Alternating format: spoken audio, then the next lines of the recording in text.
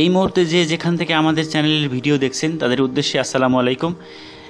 যেহেতু কিয়ামতের পূর্বে সবথেকে বড় লক্ষণ প্রকাশ হচ্ছে দাজ্জালের ফিতনা, কাজে আমাদের আজকের ভিডিও টপিক হচ্ছে কারা কারা দাজ্জালের অনুসারী হবে এবং দাজ্জালের ফিতনা থেকে বাঁচার উপায়। দাজ্জাল পৃথিবীতে আগমনের পূর্বে যে সকল লক্ষণগুলো প্রকাশ পাবে সেগুলো নিয়ে আমরা পর্যায়ক্রমে বিভিন্ন হাদিস থেকে আলোচনা করব এবং দাজ্জালের ফিতনা থেকে কিভাবে বাঁচা যায় এই ব্যাপারে আলোচনা করব। কাজেই আমাদের পুরো ভিডিওটি আপনারা কষ্ট করে দেখুন, আশা করি এখান থেকে নতুন নতুন তথ্য পাবেন। আর যারা আমাদের চ্যানেলটি এখনও সাবস্ক্রাইব করেনি তাদের কাছে অনুরোধ জানাবো আমাদের চ্যানেলটি সাবস্ক্রাইব করে নিন এবং এর পাশে থাকা যে বেল আইকনটি দেখতে পাচ্ছেন এখানে একটি ক্লিক করে রাখুন, যাতে আমাদের পরবর্তী সকল ভিডিও আপনারা পেতে পারেন। ধন্যবাদ। নাফে বিন উতবা বিন আবি ওয়াক্কাস রাদিয়াল্লাহু তাআলা আনহু থেকে বর্ণিত, নবী করিম সাল্লাল্লাহু আলাইহি ওয়াসাল্লাম বলেন, অচিরেই তোমরা আরব উপদ্বীপ যুদ্ধ করবে, আল্লাহ তোমাদেরকে বিজয়ী করবেন। অতঃপর পারস্যের অর্থাৎ বর্তমান ইরানের বিরুদ্ধে যুদ্ধ করবে, আল্লাহ তোমাদেরকে সেখানেও বিজয়ী করবেন। অতঃপর রোমানদের অর্থাৎ তুরস্ক তথা বাইজেন্টাইন বাহিনীর বিরুদ্ধে যুদ্ধ করবে এবং আল্লাহ তোমাদেরকে বিজয়ী করবেন। পরিশেষে দাজ্জালের বিরুদ্ধে যুদ্ধ করবে, সেখানেও আল্লাহ তোমাদেরকে বিজয়ী করবেন। এছাড়া মুয়াজ বিন জাবাল রাদিয়াল্লাহু তাআলা আনহু থেকে বর্ণিত, নবী করিম সাল্লাল্লাহু আলাইহি ওয়াসাল্লাম বলেন, জেরুজালেমে জনবসতি বৃদ্ধি মানে মদিনার বিনাশ। মদিনার বিনাশ মানে বিশ্বযুদ্ধের সূচনা। বিশ্বযুদ্ধের সূচনা মানে কনস্টান্টিনোপল বিজয়। কনস্টান্টিনোপল বিজয় মানে দাজ্জালের আবির্ভাব।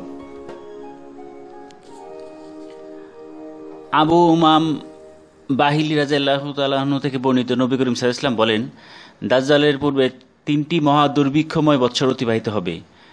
প্রাকৃতিক সকল খাদ্যপূরণ ধ্বংস হয়ে গেলে মানুষ প্রচণ্ড খাদ্যাভাবে পড়ে যাবে। প্রথম বছর আল্লাহ আসমানকে 1/3 বৃষ্টি এবং জমিনকে 1/3 ফসল বন্ধ করে দেওয়ার আদেশ করবেন। দ্বিতীয় বৎসর আল্লাহ আসমানকে 2/3 বৃষ্টি এবং জমিনকে 2/3 ফসল বন্ধ করে দেওয়ার আদেশ করবেন। তৃতীয় বৎসর আল্লাহ আসমানকে সম্পূর্ণ বৃষ্টি এবং জমিনকে সম্পূর্ণ ফসল বন্ধ করে দেওয়ার আদেশ করবেন। ফলে এক ফোঁটা বৃষ্টিও বর্ষিত হবে না, একটি শস্যও অঙ্কুরিত হবে না। আল্লাহ চাহেন তো মুষ্টিমেয় ছাড়া সকল ছায়াদার বস্তু ধ্বংসমুখে নিঃশেষ হয়ে যাবে, অর্থাৎ গাছপালা বৃক্ষকুল নিশ্চিহ্ন হয়ে যাবে। সেদিন তাহলে মানুষ কি খেয়ে জীবন ধারণ করবে হে আল্লাহর রাসূল? প্রশ্নের উত্তরে নবীজি বললেন, তাকবীর আল্লাহু আকবার পাঠ এবং তাহমিদ আলহামদুলিল্লাহ পাঠ মানুষের পাকস্থলীতে খাদ্যের কাজ করে দেবে। সুবহানাল্লাহ। নবী করিম সাল্লাল্লাহু আলাইহি ওয়াসাল্লাম বলেছেন, দাজ্জাল ততক্ষণ পর্যন্ত বের হবে না যতক্ষণ না মানুষ তার কথা ভুলে যাবে, মিম্বর থেকে দাজ্জালের আলোচনা উঠে যাবে। আমের বিন সুরাহিল থেকে বর্ণিত, তিনি ফাতেমা বিনতে কায়েস রাদিয়াল্লাহু তাআলা আনহাকে বললেন, সরাসরি নবী করিম সাল্লাল্লাহু আলাইহি ওয়াসাল্লাম থেকে শুনেছেন এমন একটি হাদিস আমাদেরকে শোনান। ফাতেমা রাদিয়াল্লাহু তাআলা আনহা বললেন, আমার কাছে সেরকমই হাদিস আছে। বর্ণনাকারী বললেন, তাহলে শোনান। তখন তিনি বলতে লাগলেন, পুরুষদের পিছনে মহিলাদের কাতারে দাঁড়িয়ে নবীজির ইমামতিতে আমরা নামাজ আদায় করলাম। নামাজ শেষে মৃদু হাসি দিয়ে নবীজি মিম্বরে বসলেন। বললেন, সবাই নিজ নিজ স্থানে বসে থাকো। কিছুক্ষণ পর বললেন, বুঝতে পেরেছো কি জন্য তোমাদের বসতে বলেছি? সবাই বলল, আল্লাহ ও তার রাসূলই ভালো জানেন। তখন রাসূলুল্লাহ সাল্লাল্লাহু আলাইহি ওয়াসাল্লাম বললেন, আল্লাহর শপথ, কোনো উৎসাহ বা ভীতি প্রদর্শনের জন্য তোমাদেরকে বসতে বলিনি। তামিম দাঁড়িয়ে একজন খ্রিস্টান ছিল, এখানে এসে ইসলাম গ্রহণ করেছে। মাসিহ দাজ্জাল সম্পর্কে তোমাদের কাছে যা বলতাম সেও আমাকে সেরকম কথাই শুনিয়েছে। বলেছে, একদা লাখম ও জুজাম গোত্রদ্বয়ের কিছু ব্যক্তিকে নিয়ে সে সমুদ্র ভ্রমণে বের হয়। অতঃপর সামুদ্রিক ঝড়ের কবলে পড়ে তারা দিকভ্রান্ত হয়ে পড়ে।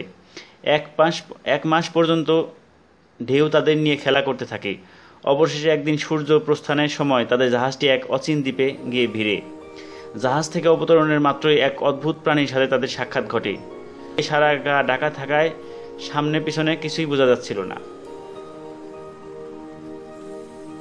তারা বলল, কপাল পড়ুক তোর, তুই কে? প্রাণীটি বলল, আমি হলাম গুপ্তচর। গুপ্তচর মানে?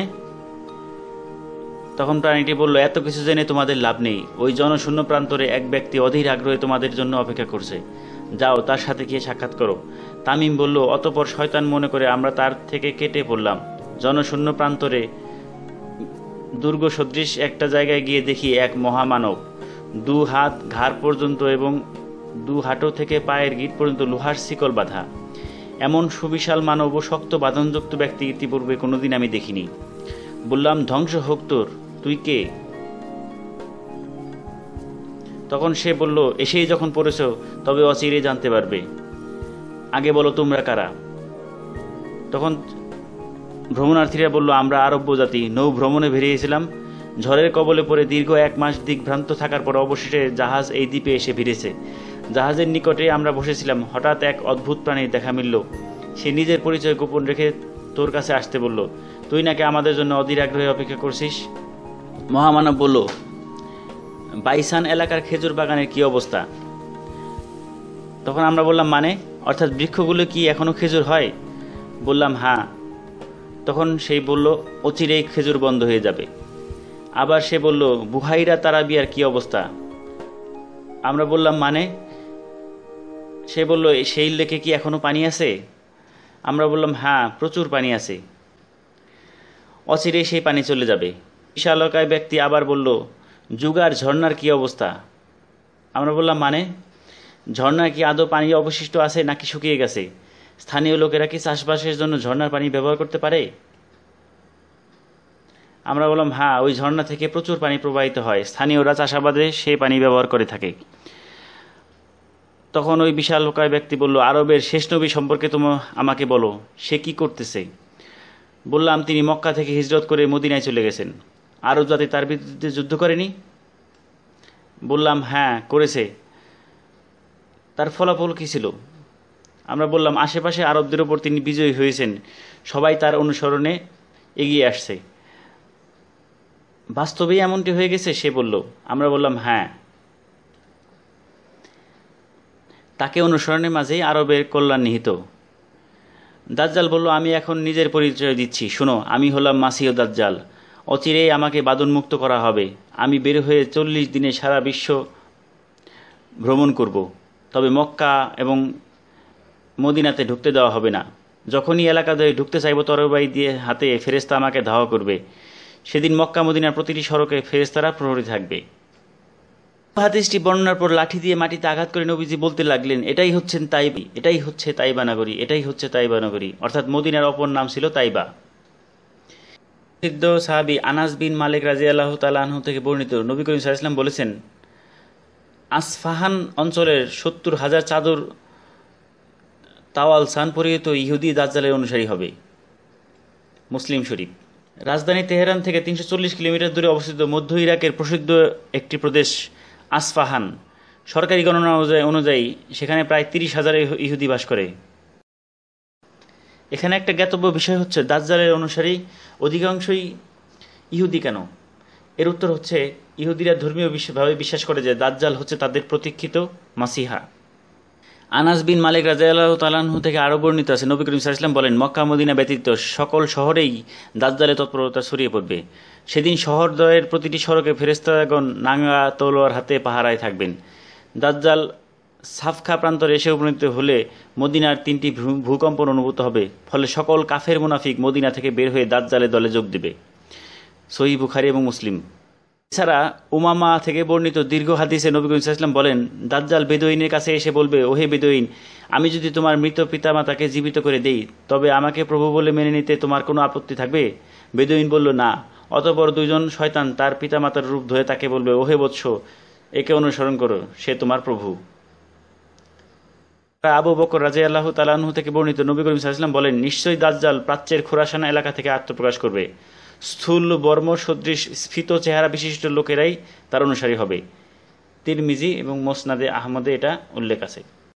তো এতক্ষণ আমরা দাজ্জাল প্রকাশের পূর্বে যে সকল ঘটনাগুলো অর্থাৎ লক্ষণগুলো দেখা যাবে সেগুলো জানলাম। এখন আসুন দাজ্জালের ফিতনা থেকে মুক্তির উপায় কি।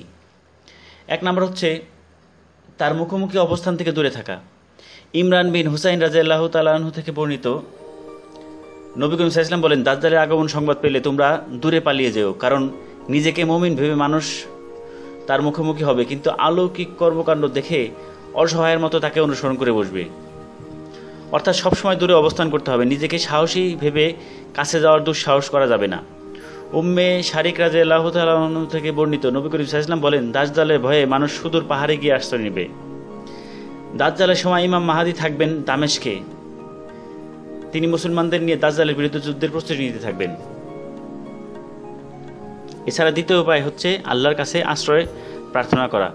আবু মামা বাহিলি রাদিয়াল্লাহু তাআলা আনহু থেকে বর্ণিত, নবী করিম সাল্লাল্লাহু আলাইহি ওয়াসাল্লাম বলেন, যে ব্যক্তি দাজ্জালের আগুনে নিক্ষেপিত হয় সে যেন আল্লাহর আশ্রয় প্রার্থনা করে। এছাড়া তৃতীয় উপায় হচ্ছে আল্লাহর সিফাতি নামসমূহ মুখস্থ করা। দাজ্জাল হবে কানা, অথচ আল্লাহ কানা নয়, বরং আল্লাহ পাক সকল ত্রুটি থেকে মুক্ত ও পবিত্র। চতুর্থ উপায় হচ্ছে সূরা কাহাফের প্রথম 10 আয়াত মুখস্থ করে নিয়মিত পাঠ করা। আবু দারদা রাদিয়াল্লাহু তাআলা আনহু থেকে বর্ণিত, নবী করিম সাল্লাল্লাহু আলাইহি ওয়াসাল্লাম বলেন, যে ব্যক্তি সূরা কাহাফের প্রথম 10 আয়াত মুখস্থ করে নিল সে দাজ্জাল থেকে রক্ষা পেল।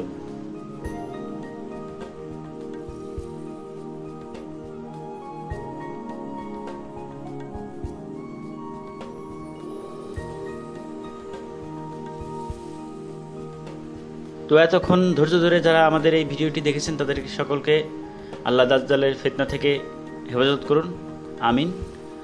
পরবর্তীতে আমরা আরও বিশেষ এই ধরনের অতি গুরুত্বপূর্ণ ইসলামিক কন্টেন্ট নিয়ে আপনাদের সামনে হাজির হব। সেই পর্যন্ত আল্লাহ হাফেজ, আসসালামু আলাইকুম।